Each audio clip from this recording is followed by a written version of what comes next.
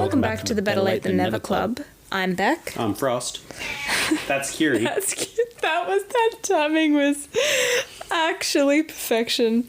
And we're going on a journey back to pop culture of the past to fill in some blanks. Very specifically, 2014.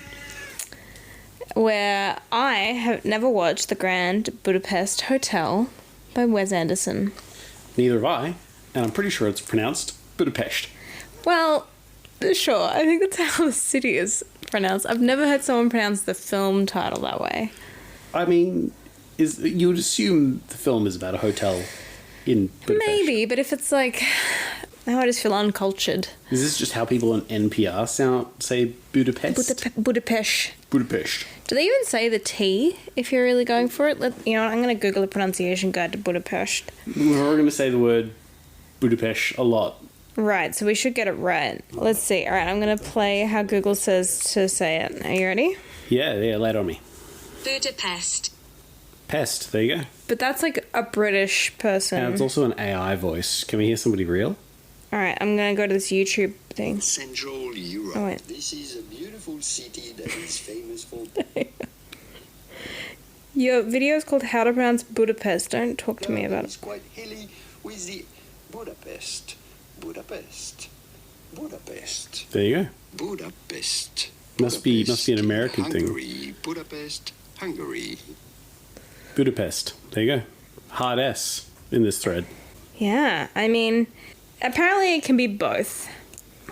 Apparently in Hungarian, which is, what they probably speak in Budapest. Hungary. Yeah, I'd probably. That's a safe bet. The S letter is pronounced as an SH. So in Hungarian, it would be perhaps Budapest. But Budapest is how we say it in English. It's kind of like we say France, but they say France. You know what I'm saying? Yeah, I know what you're saying. So it's kind of like neither of them are wrong. It's just how you interpret a letter in your language. So if you're saying Budapest, you're just saying it in English, which is what we're speaking. So that seems appropriate. Right, I'm not mad about that. Yeah. We're watching The Grand Budapest Hotel. Indeed, by Wes Anderson. And here ends the list of things I know. Wait, I know one more thing. Yeah. It's from 2014. It is from 2014. I only know kind of one additional thing about this movie, and that it has quite a large cast of like fairly high-profile actors. That's pretty common for Wes Anderson films. A big high-profile ensemble cast. Fun fact about Wes Anderson: he hasn't done that many movies. I mean, obviously he's done a lot of successful movies, but he's only directed like 11 movies. Really? It's just not that many. No, I would have thought it was more than that. Since the 90s. So they've 11 movies since mid-90s-ish. Which is surprising. That is surprising to me. It's a name that I don't know many directors, and I do know Wes Anderson. Although looking at the list of films that he has directed, I've only seen one of them, which is Fantastic Mr. Fox, an incredible movie, a stop-motion film, which is just a phenomenal movie, in my opinion, based on the book. I can't believe we've only seen one Wes Anderson film. Well, you might have seen more. I might have seen more. I haven't seen any others from looking at the list. I feel like the things you know about Wes Anderson, and by you, I mean constant reader, me, you, everyone, is that there's a lot of symmetry. He's got a lot of pastels and... Yeah, I was going to say, the two things that I associate, if you showed me a frame from a movie, the two things that scream Wes Anderson to me is a certain colour palette. It is leaning pastel, but there's just something about colours that he does that is different. And also, like you said, symmetry. So a shot that is perfectly symmetrical and almost in a kind of quirky way. It's not necessarily reality. It's almost fantastically symmetrical. Yeah, unreal. Yeah, not found in nature symmetry, but I am excited. Performative symmetry. The most Wes Anderson exposure I think I've had is the TikTok trend that went viral, where it was shoot your life, but in a Wes Anderson film style. Yeah, go and send a package at the post office, but shoot it like a Wes Anderson movie. Yeah, exactly. Yeah, I mean, clearly, even with not that many films under to his name, he has such an impact culturally in terms of like the vibe that he portrays in his films. So I'm intrigued. I'm really looking forward to actually watching one of his movies properly. I mean, obviously I've seen one of them properly, but adding more to my repertoire of knowledge than just what is sort of culturally associated with him, and actually see one of his movies. Well, Wes Anderson, I think, is one of Lakey's favourite directors. So that'll be He's one interesting. of the world's favourite directors. Yeah. Is but what I would say. I would say Lakey is a bit more of a film buff than either of us. Hey, I take that personally, you know? You should. Which one of us has a podcast about movies? That's true. Yeah. I will Checkmate. point that out to him. Checkmate. Speaking of checking and mating, should we check out the movie? Cut that, but yes, we should start the movie. All right. This is Grand Budapest Hotel. Budapest.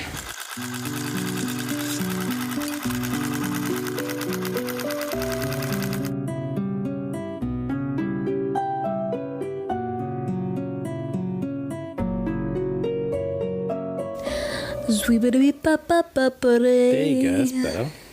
All right. So that was the Grand Budapest Hotel, 2014, directed by Wes Anderson. Great movie. Fabulous movie. I'm still in awe. I'm sitting here. There was a lot to think about, and it sort of ended really suddenly. It did, although I will say one of my first notes that I wanted to talk about was the length of the movie, which is 1 hour and 40 minutes.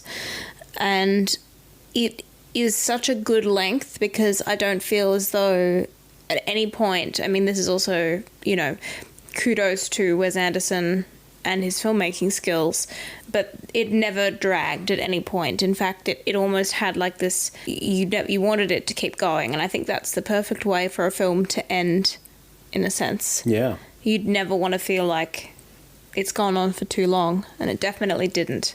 No. And it achieved so much in that 1 hour 40, and I feel like movies these days go for like 2 hours, 2 hours 20, 3 hours, God forbid, and don't achieve anywhere near as much, creativity as that movie did. I mean, that was wild. Like, I didn't know what to expect.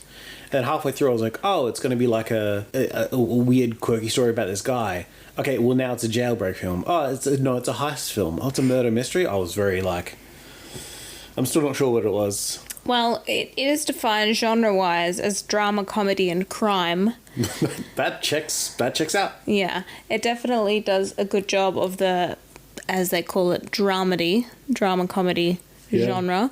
I'm a big fan of that genre. I mean, this one definitely veered towards comedy, I would argue, over true drama, shall we say, although it was, I suppose, dramatic comedy, hence the term dramedy. But it did that so well. It's that quirky, I don't know, there's probably a better term for it that Wes Anderson captures, of this kind of otherworldly. Yeah, it's almost absurd.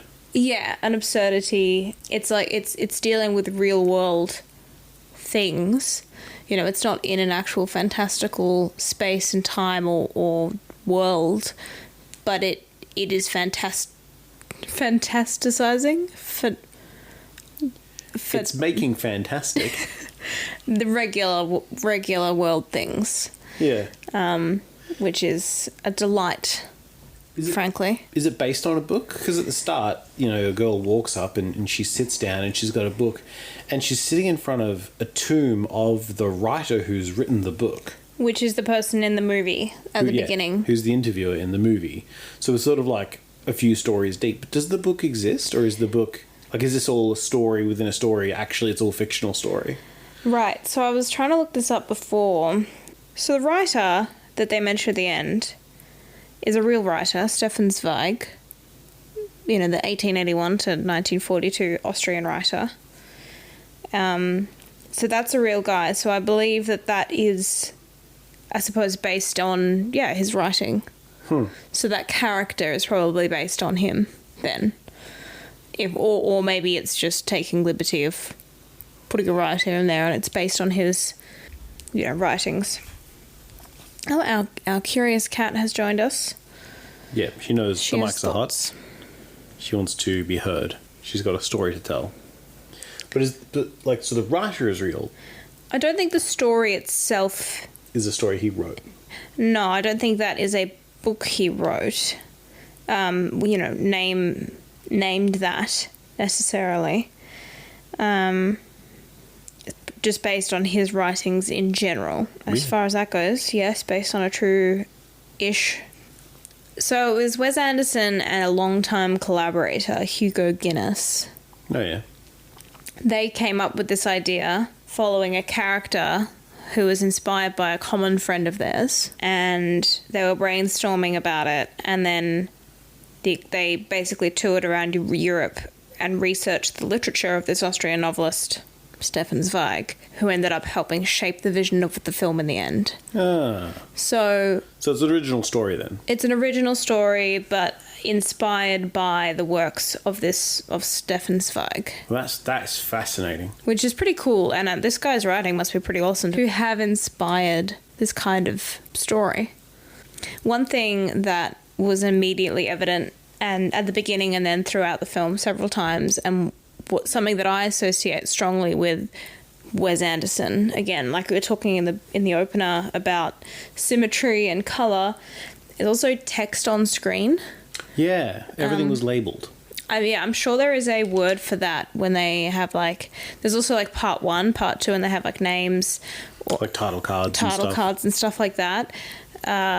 Sort of poignant pieces of text on screen is very Wes Anderson, I feel. And you can tell it's coming too. It's like they're about to finish a sentence. Music crescendo, or it's very well signposted, but no less enjoyable because of that, predictability.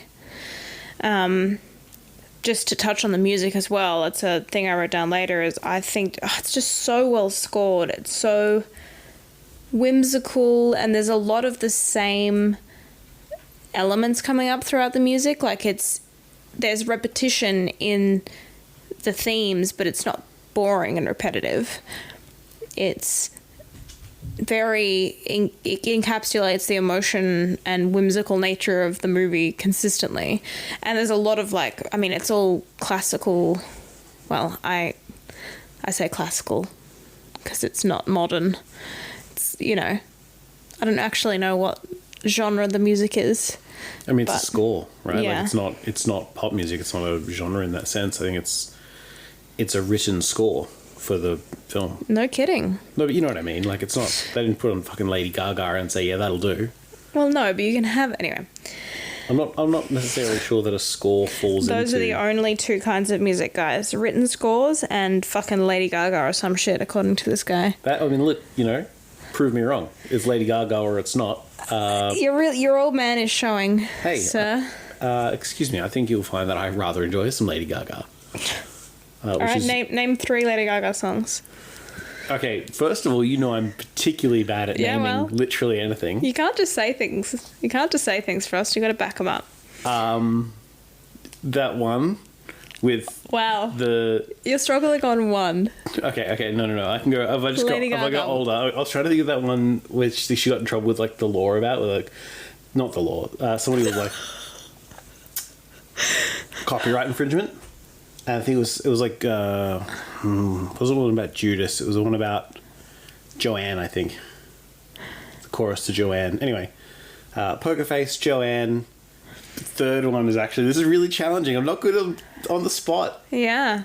I do think it's very funny choosing those two, though. They're from such vastly different eras of her music that it's how do you... I'll tell you for free, the only one I could think of was Joanne. And then I remember Rolfie saying, oh, well, obviously her most famous work is Poker Face because everybody knows that. Right. And then we were both no way. And then we looked it up and it was the most listened to song. We were talking about Taylor Swift. No. And Shake It Off at the time. You are also dead correct about that. So you have just completely misremembered an entirely other I think memory. what you'll find is I am the unreliable narrator here. You are. Anyway, back to the Grand Budapest Hotel. No. I think we should really get stuck in the weeds about pop artists. Another thing that I really enjoyed and is kind of going back to the idea of how long the film is. Every scene, every moment, every minute, is, there's so much detail and so much going on, and some scenes are a bit slower so you can really like take it all in, but a lot of them are like, especially if there's any kind of movement or something happening, you have to like really focus on taking everything in. Like every second is utilized to cram in a visual element or, you know, a tiny acting nuance or detail or a background element happening, and it's just really like it's a feast for the eyes and the mind, honestly. Like you can't be on your phone in a Wes Anderson movie. You can't be a background movie. I mean, it could be once you've seen it once, I guess, just for the vibes, but you can't really feel like I feel like you can't say you've seen a movie of like this if you've just had it on in the background and not sat down and actually watched it and really taken it in. It really was a feast. Like I was thinking that actually during the like there's this really fast-paced snow skiing scene, and there's just so much going on. It's just like a little cute You mean when little they action speed film. ran the Winter Olympics? Yeah, the entire Winter Olympics, and it's just such a delicious little feast. Like delicious little rat hours on the snowfield. Interesting that that's the scene, or that's the sequence of scenes that you felt like that in. I felt like the scenes of him moving through the hotel, doing his little, you know, Gustav being Gustav and really thriving in his role as concierge. There was just so much quick, rapid fire stuff in there that you could pause and dissect each scene. There's a fucking French term for that. Mise en scène. I don't know. There's a word for when you capture a still from a movie and analyze, like, it's everything that's in that shot. It's like everything in that frame. I think it's mise en scène. And everything in there is like very deliberate, very placed, Right. thought out. It's exact positioning. I mean, like I can fully get behind if people sat down and pulled apart even just a single scene from this movie to be like, why is that where it is and for how long, and why is it placed there, and in what way is it used? Because everything's got to be deliberate, right? Everything feels deliberate. This definitely feels like the kind of movie that you could analyze in film school, you know, and enjoy it.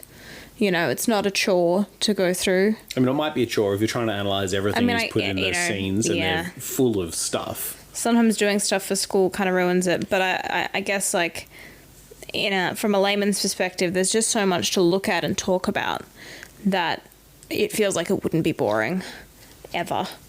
I did like the murder mystery style element, even though it's pretty clear from early on that our protagonist, Gustav, is innocent. Obviously, we're rooting for him the whole time. He had a very solid alibi. I did suspect him for like a second. Like, yeah. what if there's... Because I don't know how far away they travelled on train. It might have been a ruse. A ruse. A ruse. I liked also the reference, like the strychnine poisoning. You probably want to do your... Strychnine? Yeah, before you get too into the weeds, you want to do your little story recap? Because otherwise we'll bounce all over the shop and it'll be impossible to follow. No, we're kind of going from start... I'm following we're following from the beginning. I don't remember Lady Gaga being in the story. That's all. Well, no, that was you. That was you bringing that up. So I don't know. I can't be held accountable for this kind of jumping around into modern pop culture.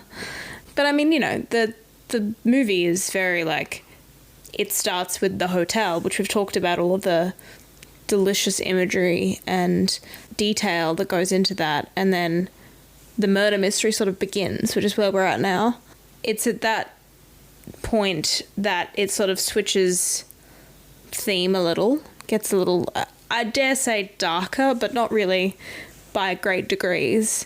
It's never a real depressing, sad movie. No, yeah, we're introduced to, how do you say that family? The Desmontaxis. Yeah, something like that. I've immediately forgotten. It was like acronized in one of the title cards as like DMUT or something. Yeah. Well, it was Madame D's family. Yeah, Madame D's family. We'll call them the D's. Nope, we won't. We'll just call them the antagonist family. How about that? We won't. All right, so these bunch of D's came out of the house. No. Jesus. I really liked Willem Dafoe. Yeah, I mean, there was so many stellar performances in this. I wrote down the names of all the actors that I recognise, which is the majority of the main cast. You've obviously got Ralph Fiennes as Gustav, who did a fantastic job. I mean, I already knew he was a good actor. I've only seen him in a few things, the most notable one, of course, being as Lord Voldemort, you know, classic villain. I think I've seen him in other things, but I can't remember off the top of my head. But he does a spectacular job. I think I feel compelled at this point, at this juncture, to point out that I will look at somebody on the screen and I'll point, my mouth half agape, and I'll be like, who is that? Is that the person? And that's all I can say, because I've no fucking idea. As demonstrated with the Lady Gaga episode, names, not my strong point. Facial recognition, weak at best. Mm-hmm. And yet, you know, Beck can just look at what I'm pointing at and then string the two little brain cells in my head competing for third place together and work out that, oh yeah, that's Jeff Goldblum. Like, good one, Frosty. I mean, sometimes we work together a little bit. Like, you point and you go, is that? And I say, Jurassic Park. And then you go, Gold. And I go, Jeff. And then we say together, Jeff Goldblum. Yeah. And we high five and move on from there. But yeah, generally speaking, I help alleviate your consternation by accurately naming the people on screen. Consternation is such an accurate word because it sounds like concerned constipation, and that is exactly how I feel. I mean, most of the time, I don't always remember the actor's name, but I can at least name what you've seen them in, which alleviates your concern. So, for example, like when Edward Norton came up, who is the main military guy. That means nothing to me, of course. Right. But of course I just said Fight Club. And I'm like, yeah, the guy from Fight Club. Right. Adrian Brody is the... Don't know who that is. That's the son, the murderous son, Dimitri. Oh, yeah. He stalked down a hallway like no one else can. That was a premium stalk. Yeah. Willem Dafoe, as mentioned, fabulous. I mean, Willem Dafoe is just Willem Dafoe. He's been blessed with the visual nature of like such a cool face, and like I don't know, it's just I mean, I guess you could waste that and in an uninteresting way, but he creates such good characters that he really embraces. Actually, he didn't even say a single word, did he? No, he did. Did he? Yeah. Remember?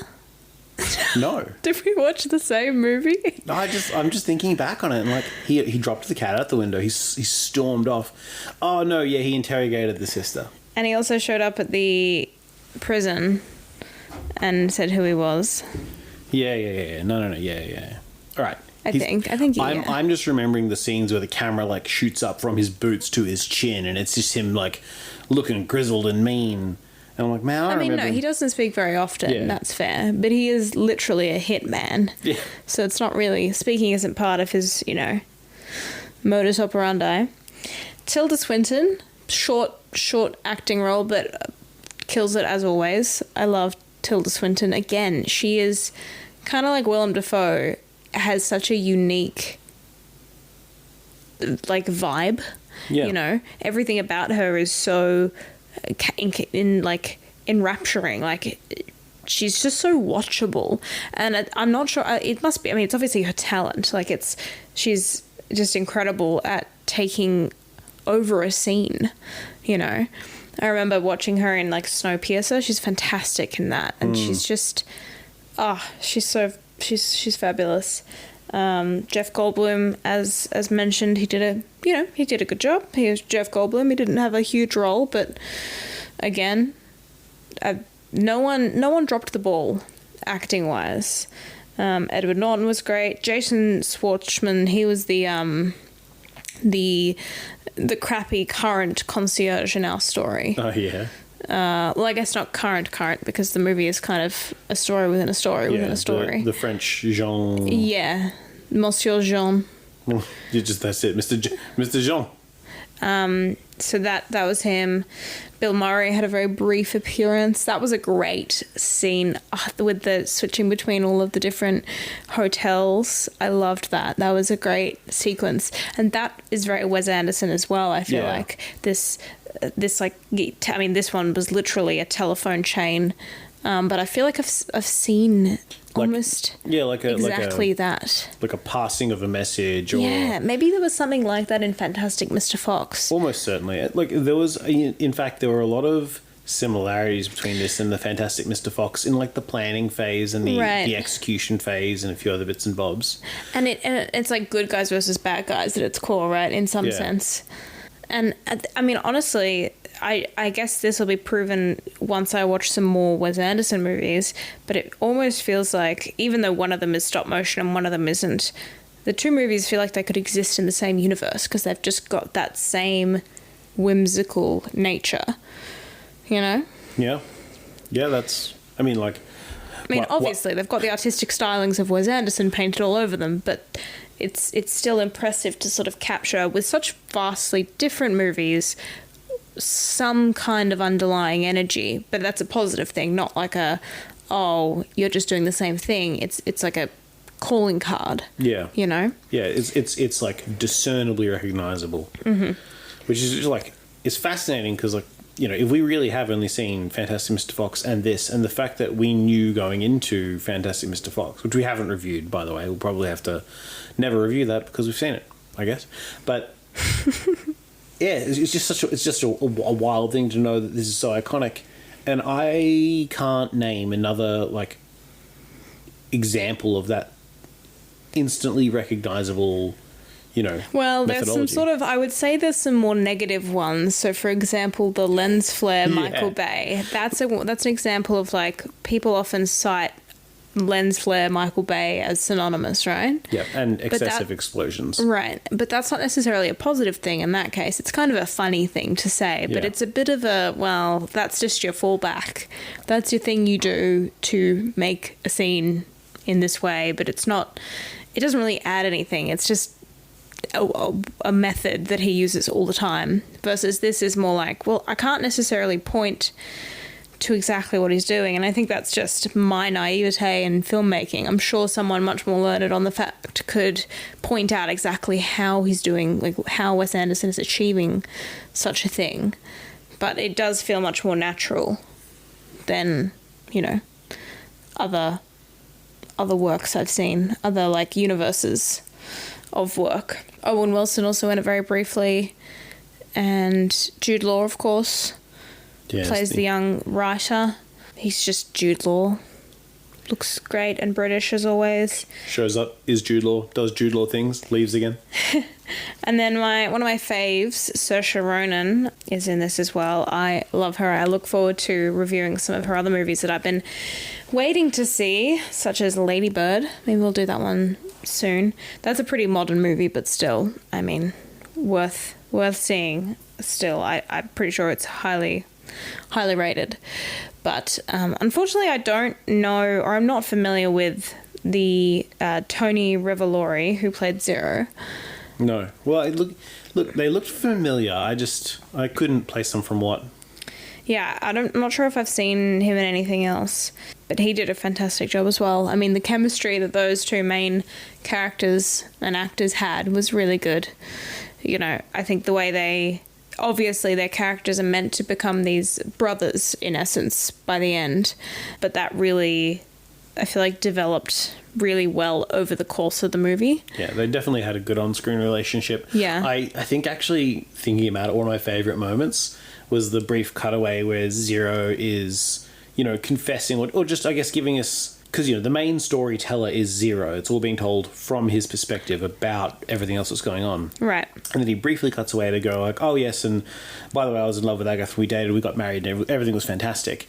And then we go into that little poem he writes her in the book, and it's from Z to A. And that's just such a pleasant little... Right, the little scene with them in the merry-go-round. Yeah, and in the carousel, yeah. Yeah, that was really sweet. So 10 out of 10. Was absolutely rooting for Agatha Zero OTP. You're going to write some fanfic? I'll be busy mixing podcasts. You're a busy man. I really like characters like Gustav, our main character here. He's kind of got this effortless, charming, Suave. nature, but it's like he can get away with anything. Obviously, he can't. I mean, literally spends, a third of the movie in prison, which was a great little mini storyline within the movie as well, of him making friends with these criminals and kind of, I mean, that's in essence, exemplifying this character's ability to sort of make the best of wherever he is and kind of bend it to his whim in a really charming way, not in a, manipulative, villainous way. Out suave the criminals in their criminal enterprises. Just make friends. It's kind of like the power of good and the power of being nice. They're calling everyone darling. The dialogue was really, really good. It was extraordinarily well scripted. Yeah. Like, there wasn't a word out of place. It was word perfect. Right. And I did like I think the silliest, I mean, there was a few silly sequences, shall we say. Silly in the, positive sense, not the negative. But the prison escape scene where they carry this silly long ladder and then they're climbing and swinging over the guards in the guard bunk room, and all of that was really that was very Fantastic Mr. Fox. Yes. Yeah, for sure. Which, when did he make Fantastic Mr. Fox? Was this... Because this is an older film, relatively... Well, 2014. Relative to Wes Anderson's other stuff, right? Like, he's made a few things since this. Yeah, so this was after Fantastic Mr. Fox. Fantastic Mr. Fox is 2009. Wow. So this was 5 years later.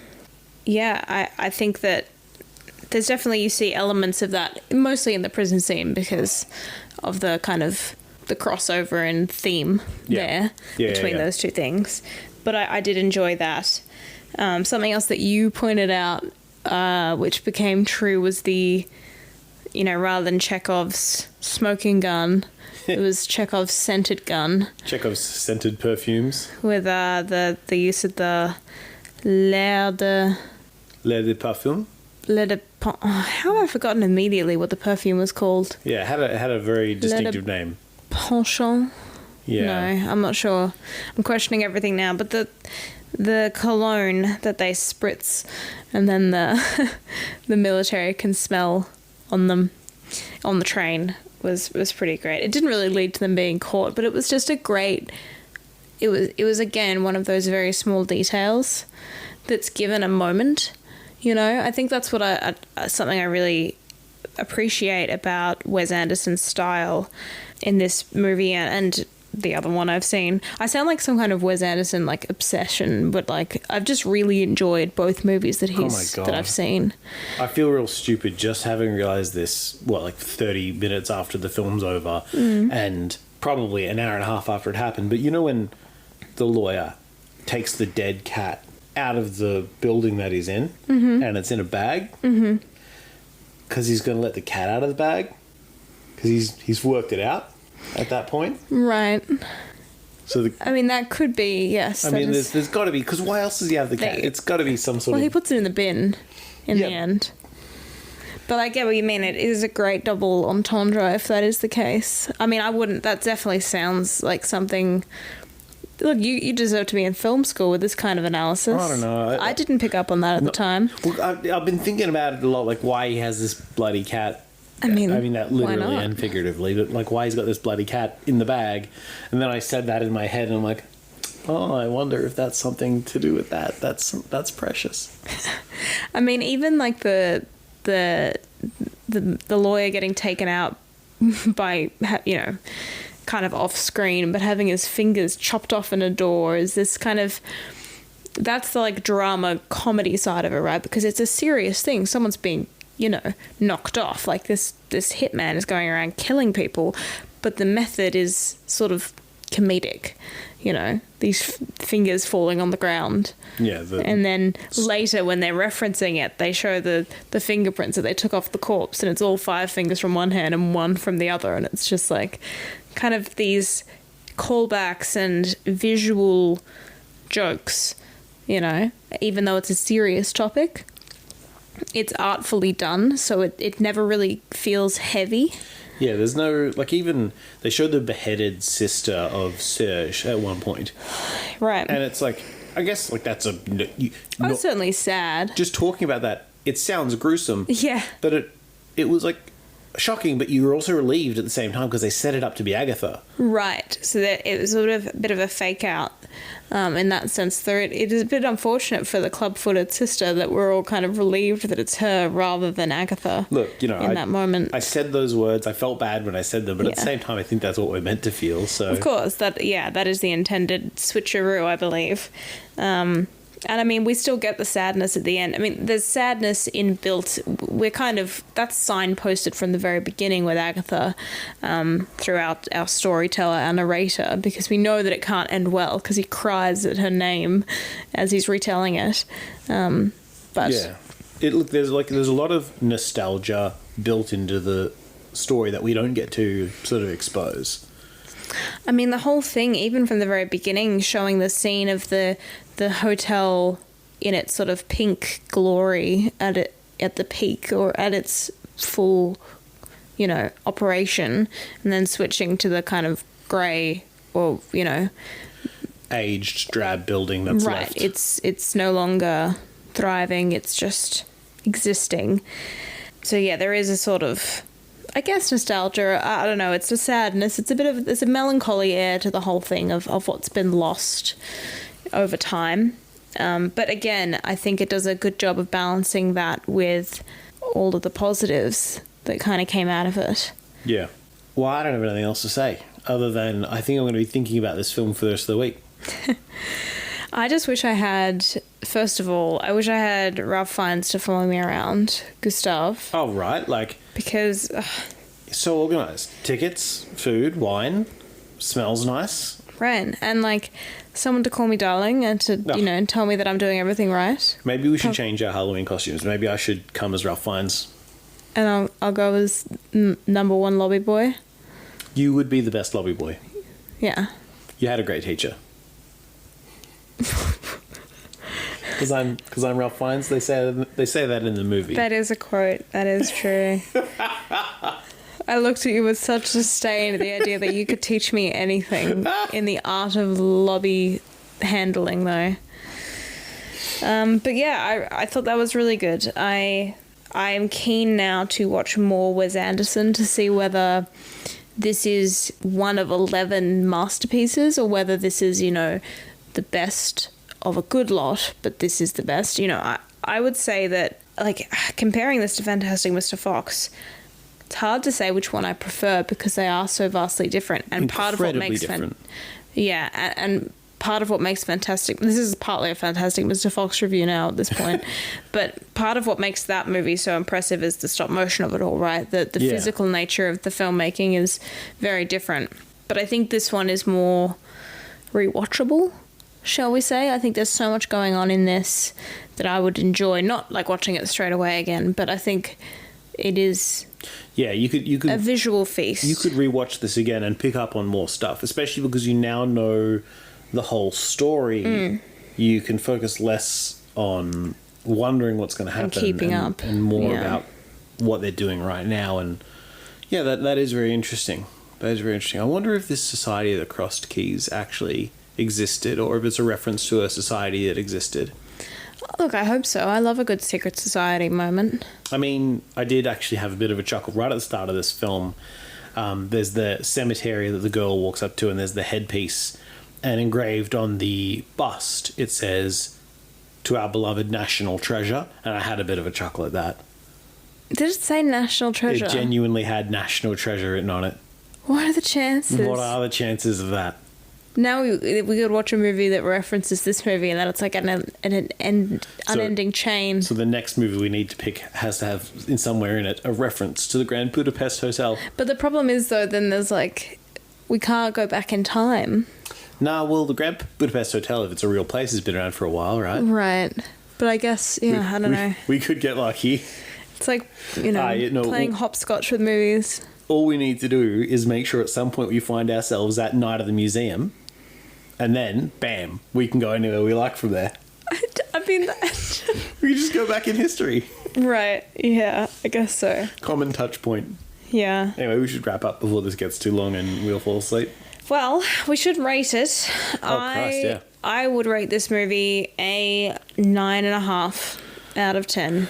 I am trying to think about whether I could enjoy a film more. Wow. And I could, but I can't think of what film I would enjoy more. So I'm also going to go 9.5. I'm going to go 9.5 suave concierges out of 10. I'm going to give it 9.5 throat slitters out of 10. Ooh, that's a good one. I'm going to give it 9.5 tools embedded in pastries out of 10.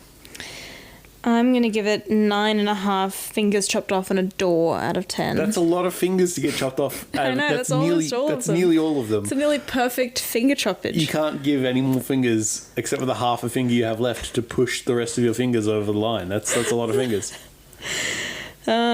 Cool. Well, I can't wait to reference this the next time we watch a Wes Anderson movie. We keep adding, arrows to our quiver of Wes Anderson. By the 10th Wes Anderson film. How many times do you reckon we've said Wes Anderson? If we go back and count them, I reckon it's 17 Wes Andersons out of 10. Wow. I reckon it's more. I really became a fan. All right. Till next time. Till next time.